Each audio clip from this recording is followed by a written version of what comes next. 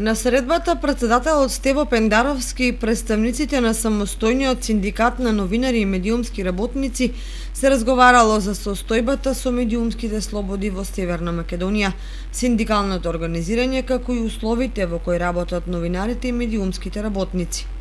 При тоа е дискутирано за прашањата кои е потребно да се уредат во однос на работничките права на новинарите и медиумските работници, како и за овозможувањето на соодветни услови за новинарите слободно да ја вршат својата работа со оглед на тоа дека медиумските слободи се уште остануваат предизвик за кој е потребен ангажман на сите застегнати страни со цел изнаоѓање на долгорочни решенија.